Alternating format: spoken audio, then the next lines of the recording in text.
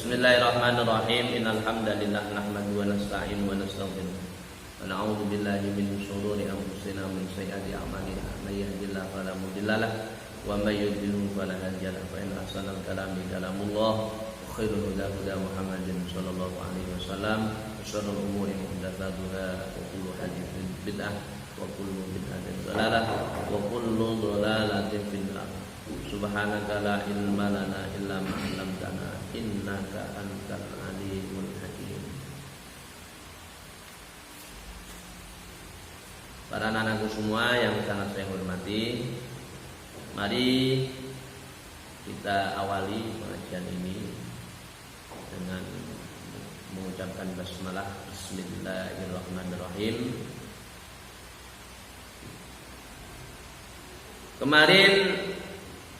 Minggu kemarin saya menerangkan tentang fadilahnya bismillah.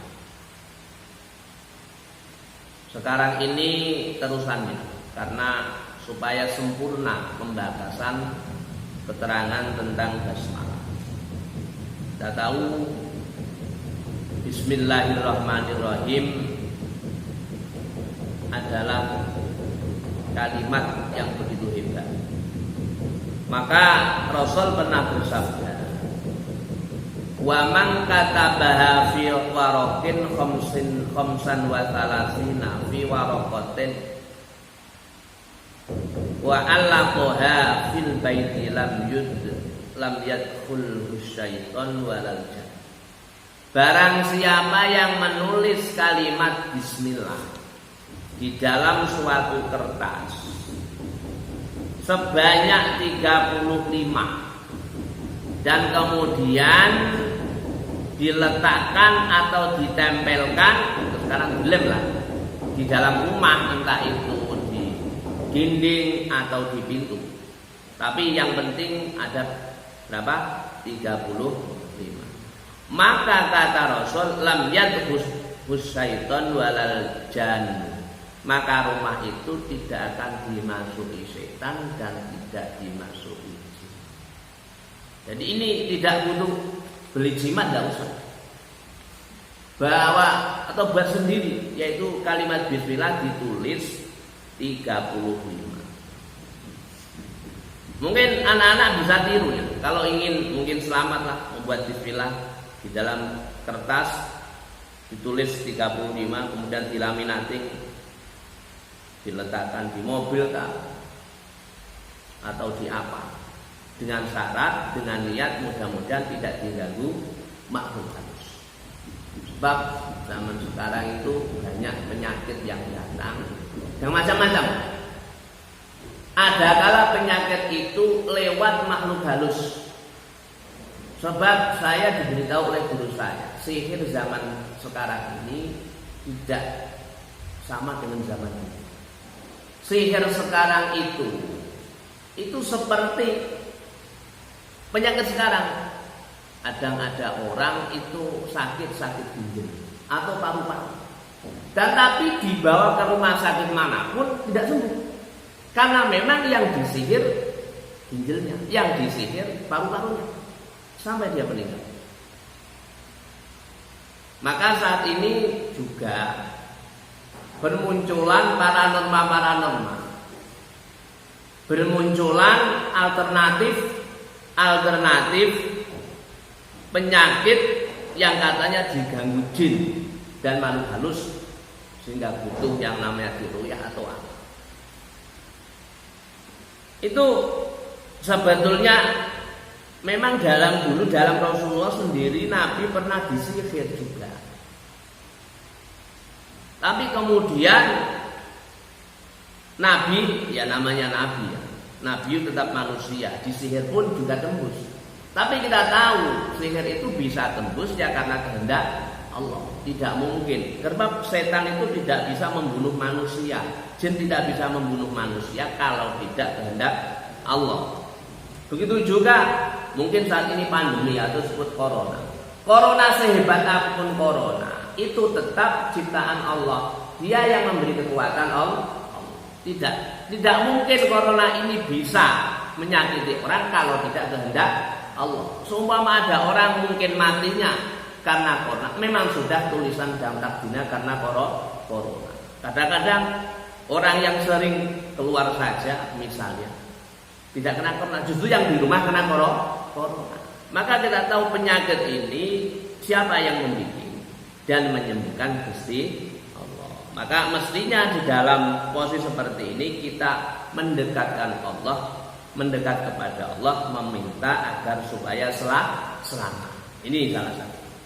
Maka salah satu. Saya teruskan. Wa taktsuru fihil barokah wa fi malihi.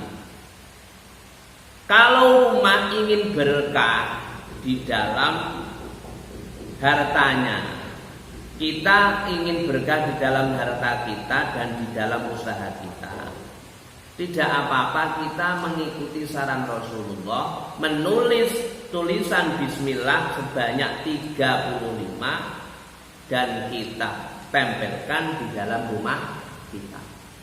Loh, kalau kita tempelkan bisa. Kalau kita tempelkan kok ternyata kok masih belum berkah, Ustaz, itu bagaimana? Itu bukan yang salah bukan bismillahnya.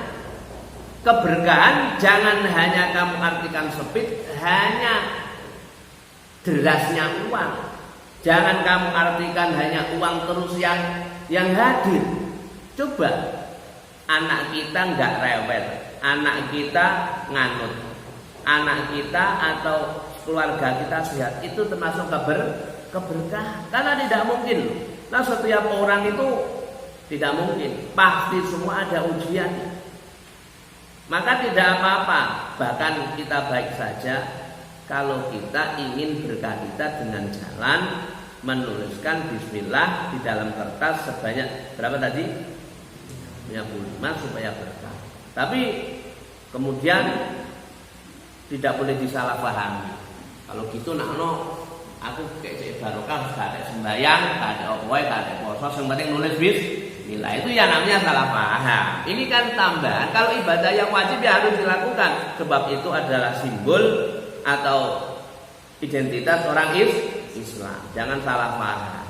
Kemudian ada orang salah paham, saya ingin besok misalnya, ingin supaya besok kalau di akhirat saya ingin ketika di padang mahsyar saya naik, maka saya korban cari sapi yang besar yang harga 40 juta. Yang penting, terus kamu jangan seperti itu, nggak mau sholat, nggak mau puasa. Yang penting duwe korban. Ini namanya salah paham. Korban dan apa itu adalah nilai tambahan, tapi ya ibadah sunnah. Yang wajib identitas Islam harus kita lakukan. Ini misalnya. Wa in alaqwa fi dukanin yazidu ribuhu wa a'mallahu an ayunal hasidin wa dogin. Dan kalau tulisan bismillah tadi yang ditulis dalam kertas sebanyak 35 itu ditaruh dan ditempel di toko, maka Allah akan memberikan tambahan laba yang luar biasa. Dan Allah membutakan mata orang yang hasud. Ini loh yang penting. Sebab kalau orang kaya atau orang berhasil atau orang menokop banyak yang laris misalnya, banyak pembeli, itu pasti banyak orang yang ini. Tapi kalau kita menulis bismillah sebanyak 35 dan kita tempel di dalam kertas, kita taruh dalam toko, orang-orang yang hasud kita tidak begitu hasud karena matanya dibutakan oleh Allah, tidak iri kepada kita. Karena kata Rasul, kullu dzi nikmatin mahsudun, setiap orang sukses itu pasti ada yang iri. Jangan kok dulu, jangan ke apa saja. Bakul pentel mak saja yang laris pasti diiringi dengan teman. Semua itu loh. Orang bambung saja ada punya penyakit hasud. Apa? Mungkin ada pengamen kok banyak yang ngasih karena lagunya enak. Pengamen yang lain iri juga. Nah, ini salah satu. Kemudian ada lagi kisah tentang bismillah yang perlu kita ketahui. Ini cerita supaya kita tambah yakin dengan kalimat-kalimat bismillah, kalimat-kalimat yang sakral. Dulu ketika Nabi ketika Islam itu dipimpin Khulafaur Rasyidin, tepatnya ketika dipimpin Umar bin Khattab, itu jaya-jayanya Islam. Ketika itu yang diutus menjadi gubernur di kota Mesir adalah negara Mesir adalah Amr bin As. Dan kita tahu di dalam Mesir itu ada bengawan yang besar yang mengairi bahkan beberapa negara, termasuk Yordan, termasuk Mesir. Itu semua dari bengawan yang disebut bengawan Nail. Tapi ketika Amr bin As datang ke situ, bengawan Nil tidak mengalir airnya. Kemudian Amr bin As tanya kepada penduduk, kenapa kok tidak mengalir? Apa jawabannya mereka? Kebiasaan kami setiap tahun itu memberi korban. Gadis cantik yang perawan kemudian dimasukkan hidup-hidup ke dalam bengawan. Intinya dikorbankan. Butuh, mungkin kalau orang Jawa mengenakan tumbal. Tumbal berupa anak gadis yang masih gadis, anak perempuan tiap tahun. Tapi dengan seizin orang tuanya, tidak paksaan. Kalau kita memberikan tumbal tadi, kalau kita memberikan gadis tadi, kita mengorbankan, maka bengawan Nil akan mengalir. Itu kata-kata penduduk yang ada di Mesir. Apa yang dikatakan oleh Amr bin As? Wah, itu tidak boleh, itu kebiasaan orang jahiliyah. Saya tidak mau. Akhirnya Amr bin As kirim surat kepada Umar bin Khattab.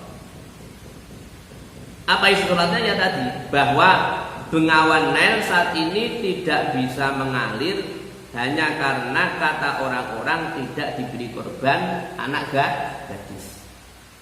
Kemudian Umar menulis surat jawabannya. Apa tulisannya? Bismillahirrahmanirrahim. Ya Nail in kunta tajri bi ghairi amrin fala hajata lana fik wa illa fajri bi iznillah. Bismillahirrahmanirrahim. Bengawan Nail. Nil, bengawan Nil. Ya, Pak. Kalau kamu mengalir tanpa perintah, saya tidak butuh. Tapi kalau kamu memang dengan perintah, maka sekarang ini mengalirlah dengan seizin Allah. Itu isi tulisan Umar. Kemudian tulisan ini, surat ini yang berisi tulisan tadi dimasukkan oleh Amr bin As di dalam bengawannya. Akhirnya kemudian bengawan itu mengalir. Nah, ini kan dengan kalimat bismillah. Berarti ini termasuk begitu hebatnya kalimat-kalimat bismillah. Tapi ya tentunya tidak semua orang, karena orang berbeda. Mungkin kalau kita anak kita sakit, zaman dulu kan banyak nih. Orang itu kalau anaknya panas pergi ke rumah yai, kemudian dibacakan bismillah, kemudian disebul nenggone banyu, paling diinumkan. Wis waras. Tapi kalau mungkin kita lakukan, jangan-jangan nggak mari panas, tambah panas. Karena mungkin berbeda. Lisan kita berbeda, lisan kita yang kotor, lisan kita yang belum ikhlas hati kita dengan ulama dulu. Tapi itu tidak apa-apa kalau meskipun saat ini kita usahain. Saya sendiri juga pernah didatangi orang anaknya panas, minta obat, dibawa ke bidan belum turun. Akhirnya saya juga bacakan bismillah. Tidak banyak, 40 kali. Kemudian tak sebul mengenai aqua, alhamdulillah. Kemudian 3 hari orangnya balik, Gus, wis sehat, anak wis. Ini alhamdulillah. Tapi saya juga pernah anak saya sakit, saya bacakan bismillah juga waras. Ini yang salah bukan bismillah, tapi tetap bismillah ada faedah dan khususiyah. ada kelebihan, semua itu karena apa? Kalimat itu kalimat yang di dalam Al-Quran. Makanya pesan saya tidak boleh mensepelekan bismillah. Ini bismillahirrahmanirrahim. Cerita yang banyak tentang masih banyak tentang bismillah. Yang penting apapun kita tidak boleh menyepelekan bismillah. Dimanapun tempat kita jangan lupa membaca bismillah. Ini makanya kita pergi sekolah, kita pergi apa saja, kita anak-anak kita, saudara-saudara kita, kalau kita pesan, kalau di mana-mana jangan lupa membaca bismillahirrahmanirrahim. Itu meskipun kecil tapi luar biasa. Hadirin anak-anakku semuanya, mungkin ini yang bisa saya sampaikan. Mudah-mudahan manfaatnya. Minggu depan kita bertemu kembali. Mudah-mudahan kajian tadi mendapatkan rahmat dari Allah, berkait dan mendapat ridho dari Allah Subhanahu wa taala. Amin. Allahumma. Sekian. Assalamualaikum warahmatullahi wabarakatuh.